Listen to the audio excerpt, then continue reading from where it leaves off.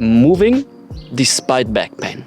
Many people out there experience back pain every once in a while because of stress in work, slight injuries, so on and so forth. It is something very, very common in our culture. Hello people, and welcome to another video, moving through back pain. This time joined by Flo once again. Hey Flo. Hey. Moving while having back pain is a great source of relief. So in this video, let's talk about intuitive ways, but then also very, let's say, more technical ways of easing back pain. So hopefully for you out there, you can figure out through this video what you can do. Let's go. If you think you are alone with your back pain, you are absolutely not. Most people will suffer from back pain at least once in their lives. And alone in Germany, back pain is one of the most common reasons for a doctor's visit.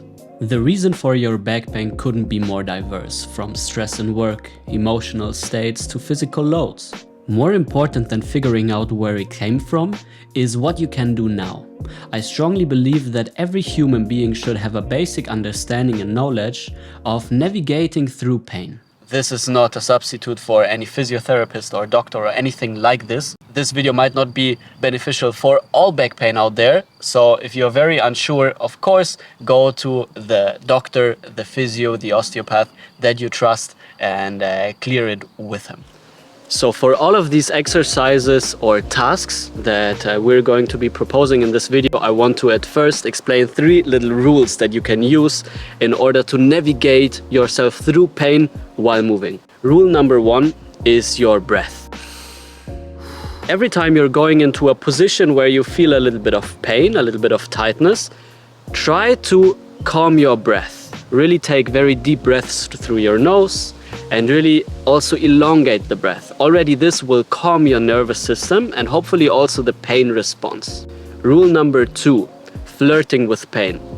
Depending what kind of pain that you have, in certain positions on the floor, you will probably feel it sometimes. Feeling pain is not a bad thing. Try to already be in a mindset of you can sometimes flirt with pain, and whenever you encounter just a little bit of pain, you can breathe and try to relax. And if it doesn't go away, you can move to a next position where the pain calms down basically a little bit. And rule number 3, no position is bad per se. Whenever we are trying all of these exercises and tasks, don't limit yourself by thinking I can't go into this position because supposedly it's bad for you, but connect more to how it feels. And if a certain position might look very weird but feels very relieving for you, it's certainly a good position.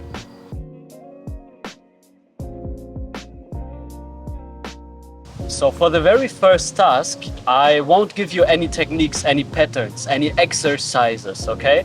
In fact, I don't think that you need exercises if you have a very good intuition of how to move your body. So for this task, you can imagine you are lying in bed in the morning and you wake up and you yawn. This is something that happens very intuitively. You don't think about it. The same sensation of this nice stretch through the body, we can also use as a little improvisation or exploration. You can simply start lying on the floor and moving your body very intuitively. Maybe imagining that you are chewing gum and you can really squeeze yourself and you can really elongate yourself, right?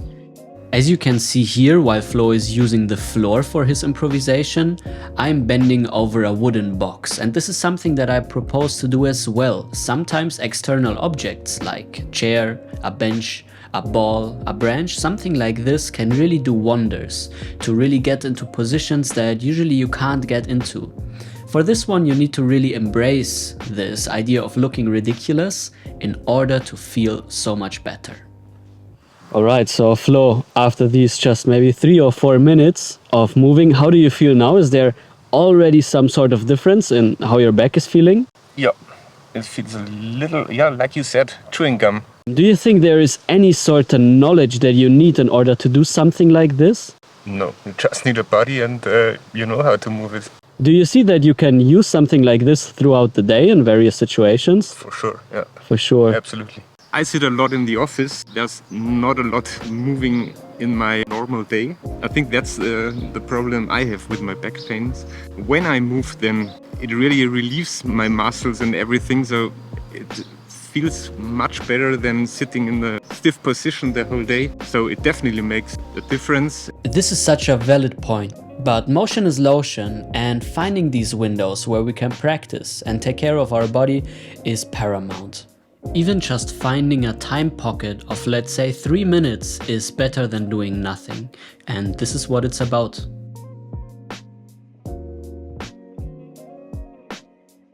So the first one, dealing with the topic of flexion of the spine, so this rounding position, right? Not only the muscles of the spine should now be a little bit stretched, but also of our glutes and a little bit of our legs, okay? Especially when dealing with back pain, in our bums there tends to be a little bit of tension, and kind of reducing this tension seems to help people. So therefore we also try to include it here. So the starting position is a cross leg. By the way, if you practice on mats, it will be much easier on your joints, maybe a yoga mat on grass, something like this.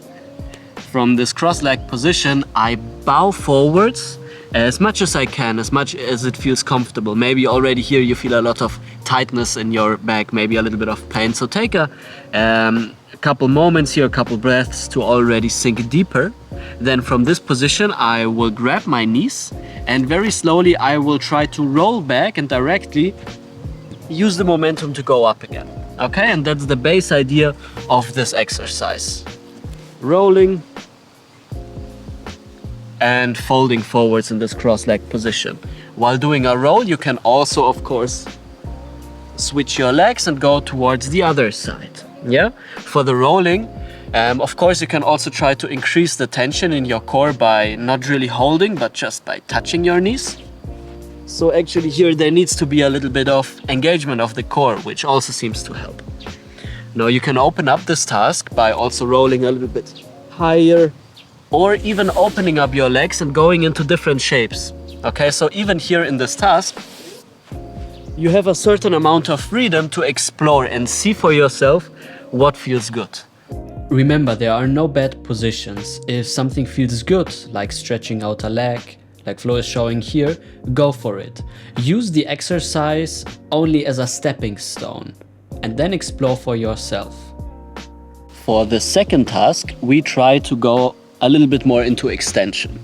Now, in my past, if I had some back issues, going really into extension was very hard and felt very uncomfortable. So for this one, you can really take it easy and only go as far as possible. So starting lying on your belly, we try to find relaxation in the lower back. So I really try to sense if I'm tensing my back and really try to melt fully down. Maybe just using my arms to rest my head. Maybe already this will produce a certain alarm, a certain tension in your back. So really take it easy and maybe just find a little bit of movement in your knees and your hips and try to release that. Now, if possible, you can now use your arms to slowly climb up more and more into extension. The idea is now not to use the back muscles to go up, but really relax them and really just use your arms to slowly climb up more and more. And maybe today you can just go this far and that's fully okay. So every day you try to go a little bit deeper to your regular normal state of extension. Always movement is welcome. So every time that you feel like you should wiggle a little bit or even lift your legs and wiggle here a little bit, that's perfectly fine. Again, don't fear the pain. Maybe this position will trigger a pain response, which usually is okay. Take it easy. Try to stay soft and try to keep breathing in order to create a safe space for you to practice. So for the third task, let's try to look at something with rotation. Okay, so our spine really can move with a lot of rotation, but oftentimes if there's a little bit of a limitation, that's very hard. So with this one, hopefully you can find more and more and more rotation that will hopefully open you up. We start lying on the backs this time with our feet planted. And the very basic first task is really just to go from one side towards the other with our knees. One side and the other. If that feels good, you can try to go even more by lifting the top leg and pulling it closer towards the opposite hand. I'm going back again. My knees drop and very slowly I'm using my knee and going up again. If you want to go even more, You can also try to extend your leg and now push it away.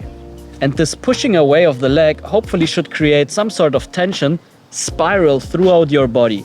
That can feel very, very good and produce a certain amount of ease. Just like Flo is showing here, you can also use this top leg in order to find a full spiral that will take you onto your belly. So even more movement with this simple exercise. So now after not only the intuitive movement but also the exercises, maybe you already feel better. So maybe directly to you, Flo, how do you feel now? Yeah, it feels better, absolutely. I felt there are some stiff points in my body, Right. but while moving, it got more subtle along the way. I'm more confident to get to these stiff points now. Lovely, perfect. I think this is now a key point. Pain can be scary, it's uncomfortable, it's not fun moving through pain, and because of that, we avoid it and we tense up. But the more we avoid it, the more we tense, the less relaxed our bodies and ourselves ultimately can be. A movement practice is a practice of self-empowerment, of finding ways to move despite limitation. To me as a coach, one of the nicest things is when students claim back this empowerment, this trust in themselves and in their bodies. And this comes with practice, so continue. That's it for this video. We hope you enjoyed it, and we hope that maybe through the use of these exercises you can also reduce your back pain. If you have any questions or suggestions, simply write a comment, and of course also subscribe to this channel, as weekly videos will come about various topics in the field of movement breakdowns, sequences, things like this, dealing with your body and dealing with injuries, things that simply happen in life and in practice. And yeah, in the video description you can find everything about the work and workshops and online programs. As always, use the code YouTube10 for a 10% discount. And that's basically it. Thank you very much, Flo. Thank you. For joining, and see you the next time. Ciao, ciao.